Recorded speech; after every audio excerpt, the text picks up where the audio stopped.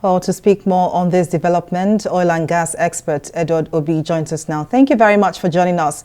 Now, what do you make of the statement by the NNPC Limited boss, Mele, who alleged that stolen crude oil products are now stored in places of worship, such as churches and mosques? Well, thank you for having me. And in the first place, I must say that this is truly upsetting. Upsetting in the sense that what we have predicted several years ago and tried to lobby the government to do something about seems to be happening right before our eyes. The way to read this is to say that it seems that there is now a certain moral justification for crude oil theft. And that is a very sorry state for our country to be in.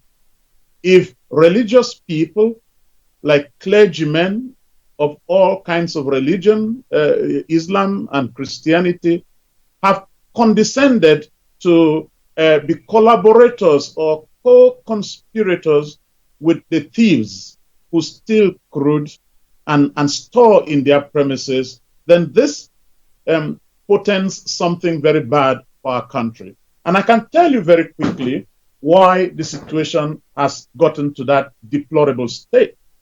I think it is because years of effort and years of striving to do the right thing and efforts of civil society have not been listened to.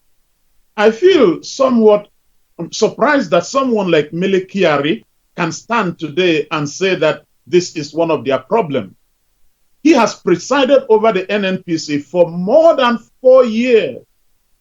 And during his period, I can assure you that I and my colleagues in civil society have been in and out the National Assembly complaining of all kinds of things that are happening and other things that may happen if something is not done about crude oil theft. Now, today he tells us that, oh, whatever efforts they are putting, is it now because NNPC is a limited liability? When he presided over it, when it was not a limited liability, we made the same complaints. And those complaints were simply absorbed by middle management or people like that. Now, see what is happening.